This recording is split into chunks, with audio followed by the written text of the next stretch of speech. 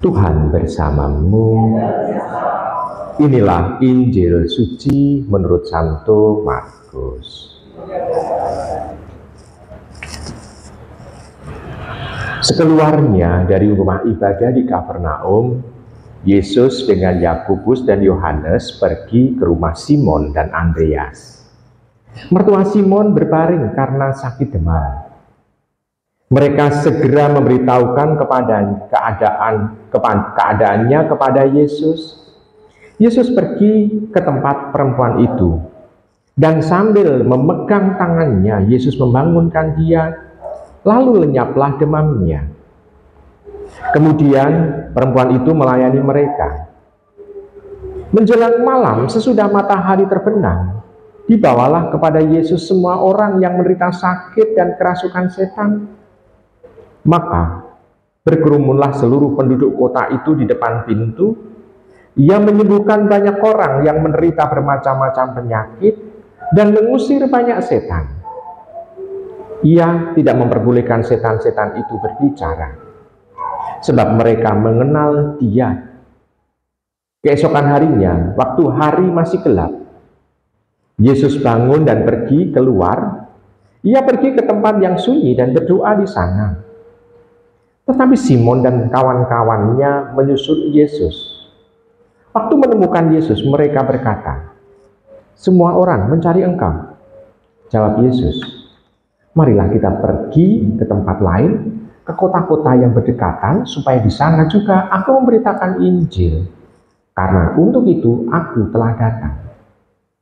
Lalu pergilah Yesus ke seluruh Galilea, memberitakan Injil dalam rumah-rumah ibadah mereka dan mengusir setan-setan. Demikianlah sabda Tuhan. Ibu, bapak, saudara terkasih dalam Kristus Tuhan, mertua Simon Petrus sakit. Kita bisa melihat tidak ada satu kata pun permintaan untuk kesembuhan. Tidak ada. Petrus pun tidak meminta supaya Tuhan menyembuhkan mertuanya. Tidak ada. Namun Tuhan Yesus menyembuhkan. Ada apa? Ibu, bapak, saudara yang terkasih dalam Kristus Tuhan.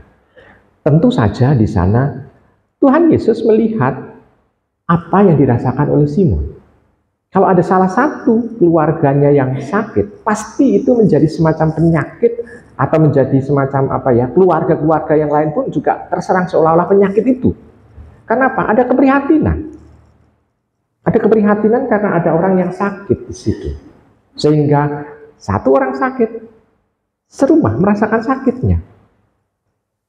Nah, Tuhan melihat bahwa Simon Petrus seperti itu, maka dia pun mau menyembuhkan itu. Kenapa? Karena kesehatan, seluruh isi rumah itu kalau sehat, pasti itu akan mempengaruhi juga gerak langkah dalam pelayanan juga.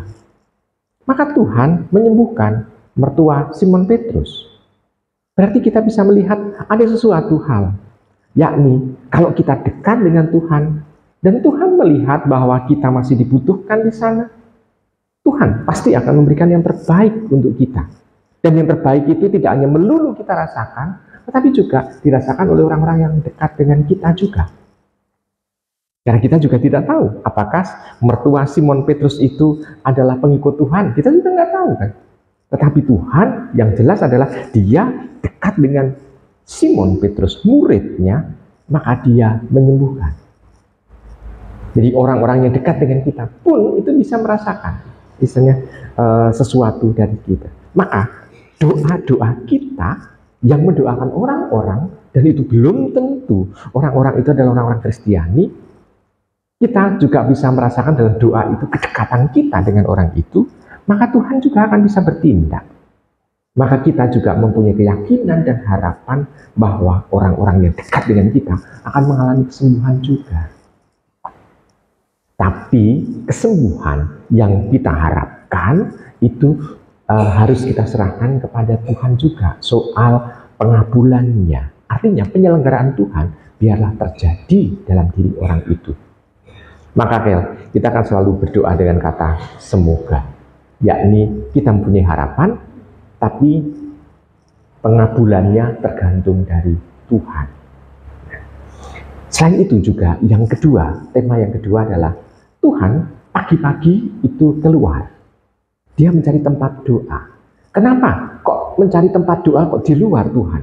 Karena di rumah Simon Petrus pasti itu misalnya rame orang. Karena tidak hanya Simon Petrus yang ada di sana dan keluarganya, tetapi juga murid-murid Tuhan. Maka dia mencari tempat yang hening. Tempat di mana dia bisa berdialog dengan Bapaknya. Dan dalam dialog itulah dia diteguhkan oleh Bapaknya juga untuk tidak hanya sekedar menjadi tukang untuk menyembuhkan orang. Kenapa? Karena kalau enggak, dia balik lagi ke tempat Simon Petrus, dia pasti akan hanya menyembuhkan orang di situ. Dia menjadi tabib seolah-olah. Tetapi orang yang disembuhkan belum tentu percaya kepada Tuhan. Maka dia harus meneruskan tugas karya pewartaan selanjutnya. Dialog dengan Bapa ini meneguhkan langkah lanjut. Nah, Ibu Bapak, Saudara, Saudara kasih dalam Tuhan, kita pun juga dalam setiap keputusan-keputusan penting, apa yang harus kita lakukan? Kita harus mendialogkan dengan Allah. Kalau mendialogkan dengan Allah, maka walaupun itu tidak menyenangkan diri kita, namun tetap kita lakukan. Coba kita bisa melihat, kalau Tuhan Yesus menyembuhkan banyak orang di rumah Simon Petrus, pasti orang yang disembuhkan, kalau orang itu mampu, akan berterima kasih kepada Tuhan. Tetapi Tuhan memilih sing rekoso, yakni berkeliling ke Galilea. Berkeliling untuk mewartakan, dan belum tentu pewartaannya itu diterima oleh banyak orang juga. Karena dialog dengan Allah, maka pilihan, walaupun pilihan itu sulit, itu bisa dia lakukan dengan baik. Maka mari kita bersama-sama mencoba untuk melakukan itu. Kita mendialogkan seluruhnya kepada Tuhan, supaya kita bisa melakukan yang terbaik dalam kehidupan kita, tidak hanya mencari senang kita sendiri, tidak mencari nyaman untuk diri kita sendiri, namun untuk kebaikan banyak orang. Karena kalau kita dipanggil menjadi orang Katolik, kita sebetulnya mau diutus oleh Allah untuk melakukan yang terbaik, tidak hanya untuk diri kita, namun juga untuk orang-orang yang dekat dengan kita. Mari kita dialogkan itu kepada Tuhan, apa yang harus kita lakukan. Selamat merenungkan.